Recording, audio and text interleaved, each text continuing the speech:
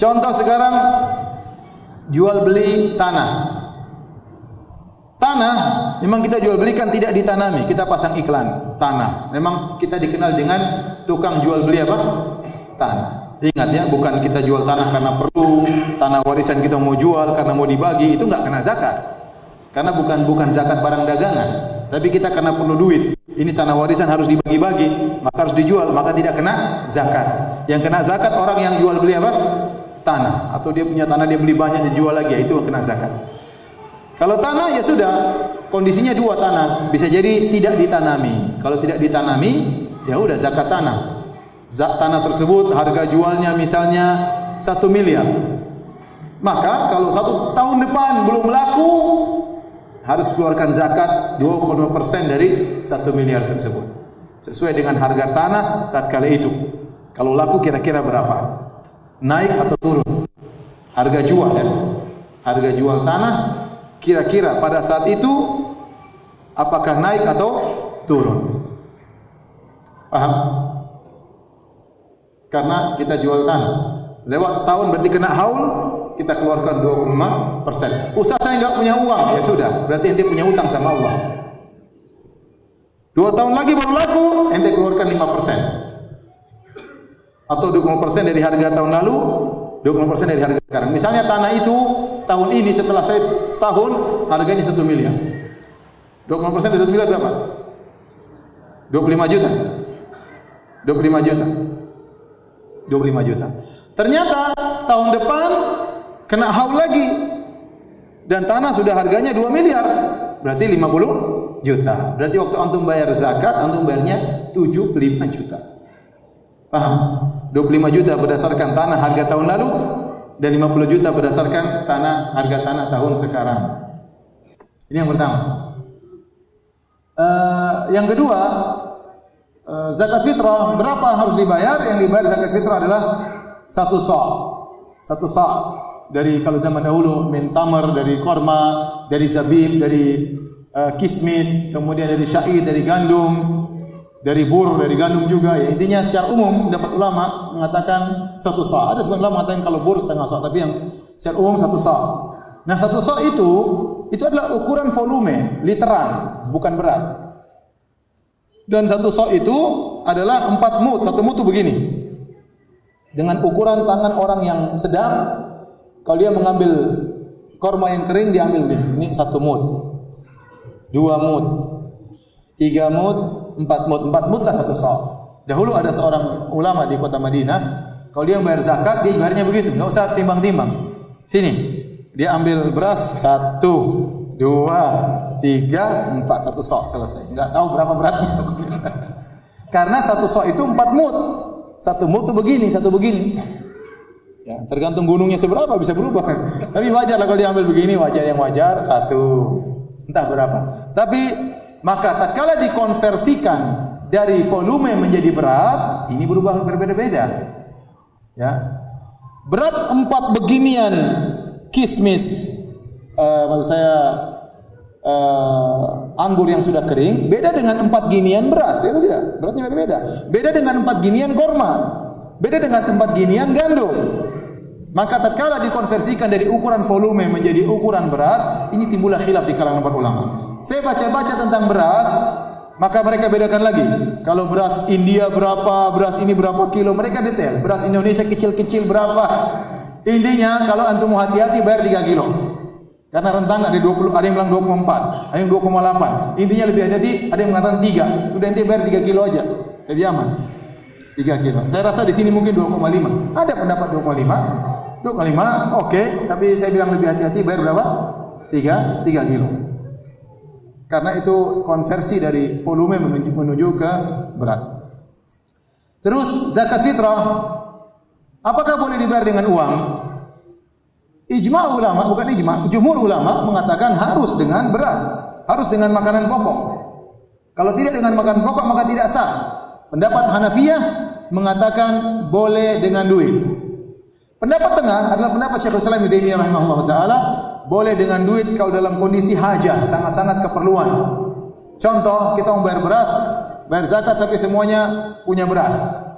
Dia enggak butuh beras, dia butuh misalnya Ya, misalnya Allah alam bisawab ya, ini semua orang punya beras ya.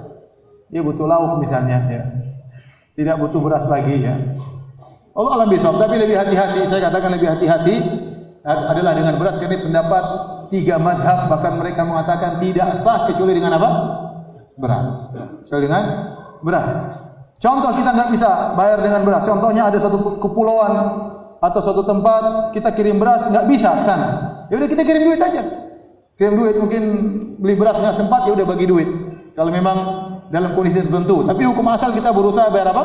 Beras. Nah, kalau ada orang kita petugas ambil zakat, ada yang bayarkan uang, kita bilang ini uang saya mau belikan beras ya.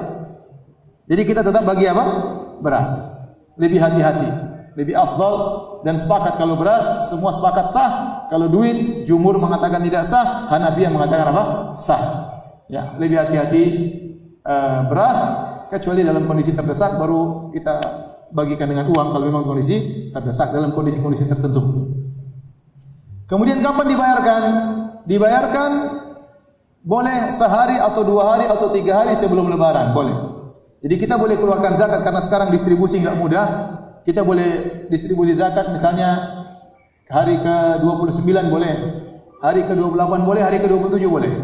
Terutama mungkin apa perlu, tapi kalau paling bagus yang menjelang lebaran. Kalau memang kita merasa mampu untuk membagikan di menjelang lebaran itu yang terbaik. Bahkan yang terbaik adalah sebelum kita sholat Id.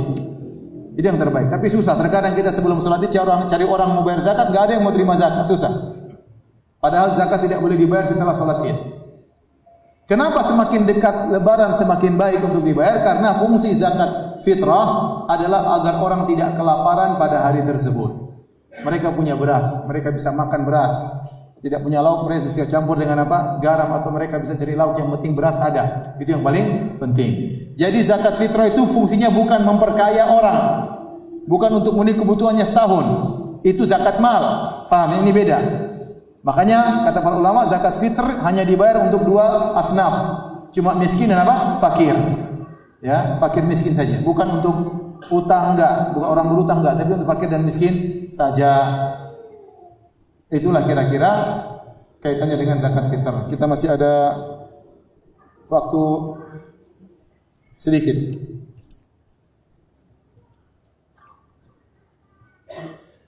Pertanyaan Ustaz, jika pihak masjid menyediakan beras untuk zakat fitrah, kemudian masyarakat membeli beras itu untuk zakat fitrah di masjid tersebut, apakah seperti diperbolehkan? Boleh, tetapi jual di luar masjid. Jangan di masjid. Jual di depan sana pun pintu masjid. Jangan. Masjid ini memudahkan, enggak ada masalah. Ya. Atau lebih mudah misalnya enggak usah jualan, bilang saja kita akan menalangi, jadi taukil. Silakan bayar di awal bulan, enggak ada. Nanti saya akan beli apa? Kita beli beras dan kita akan bertanggung jawab distribusinya. Ya itu lebih bagus daripada buka jualan, ya. Daripada buka jualan. Tapi sering dia buka jualan di luar masjid enggak apa-apa. Ya. Banyak takmir yang bagus, jadi mereka terima duit. Mereka bilang kami terima duit sampai tanggal sekian. Kenapa? Karena kami butuh waktu untuk apa? Untuk beli beras dan untuk mempersiapkan distribusinya. Tetapi tetap aja disediakan. Tiba-tiba ada malam lebaran bayar, berusaha kita terima. Kita terima ya, agar kita bisa distribusikan. Apa hukumnya bayar zakat fitrah di sekolah dan bayar zakat fitrah di rumah lagi? Lebih afdal yang mana? Enggak di mana saja, yang penting kita tahu yang menerima zakat tersebut amanah, dia akan membelikan beras dan dia akan berikan kepada orang yang berhak menerimanya. Cukup salah satu, tapi yang terbaik adalah yang di sekitar kita. Jadi di antara fungsi zakat adalah untuk menghilangkan kecemburuan orang yang miskin di sekitar kita. Makanya terkadang kalau kita bayar zakat mal, kita turun tangan, bukannya riya, bukan. Tapi agar orang masyarakat miskin tahu, saya ini bayar zakat. Makanya kita tunjukkan, saya bayar, bagi orang miskin kita kasih. Supaya dia tidak hasad sama kita. Nanti kalau kita suruh orang bayar, ini orang kaya enggak bayar-bayar, padahal itu suruhan kita. Saya mau ikhlas, karena kita mau ikhlas akhirnya orang suudzon ya. Jadi terkadang kita memang tunjukkan supaya mereka tidak suudzon kepada kita dan itu tidak mengapa. Makanya kata Nabi, shadaqatan tu'khadhu min aghniyaihim faturaddu ala fuqaraihim. Sedekah diambil orang kaya, dikembalikan kepada orang miskin. Yang terbaik adalah orang miskin sekitar. Tapi seandainya kita berikan agak jauh, tidak mengapa kalau memang ada keperluan. Tapi hukum asalnya kita bayar zakat fitrah untuk orang sekitar kita. Bolehkah membayar zakat tanpa sepengetahuan keluarga? Tidak boleh, harus kasih tahu. Saya mau bayarkan zakat fitrah. Karena dia butuh taukil. Kasih tahu aja, saya bayarkan kamu, ya. Jadi sebelum kita bayar, kita kasih tahu dia, saya akan bayarkan kamu. Kecuali keluarga memang sudah tahu, memang tugas saya tidak perlu bilang istri anak-anak saya bayar aja. Karena mereka tahu memang saya yang harus bayar untuk mereka. Tapi kalau saya bayarkan kakak misalnya, maka saya kasih tahu. Misalnya ibu saya sudah tahu kalau saya yang bayarkan zakat tiap bulan, tiap tahun, ya sudah, saya nggak perlu kasih tahu. Mereka sudah tahu kok biasanya memang saya yang bayar. Dari awal mereka sudah serahkan. Tapi kalau kakak, tetangga, kawan, kita perlu kasih tahu sebelum kita bayar. Apakah zakat dagang dihitung seluruh aset atau omset atau keuntungan bersih selama setahun? Semua aset yang diperjualbelikan, tempatnya tidak, tapi barang-barang. Gampangnya gini, antum punya toko apa? Toko beras sudah. Ente toko banyak masuk keluar sudah. Tahun depan ente lihat barang dagangan tinggal berapa nilainya. Oh, ini nilainya sekian. Duit berapa? Sudah, yang ada di tangan aja. Ya. Gitu aja caranya. Karena kalau barang dagangan kita jual kan jadi duit. Haul tidak berhenti. Karena itu hanya berubah dari uang berbentuk barang, uang berbentuk kertas, atau uang berbentuk rekening. Itu semua duit. Maka dengan dijualnya barang dagangan menjadi duit atau diambil di transfer, itu tidak menghentikan haul. Karena hakikatnya masih sama. Jadi bagaimana cara menghitungnya? Sudah tinggal uang barang tersisa berapa, uang rekening berapa, sudah tinggal dihitung, keluarkan 20%. Gitu mudah.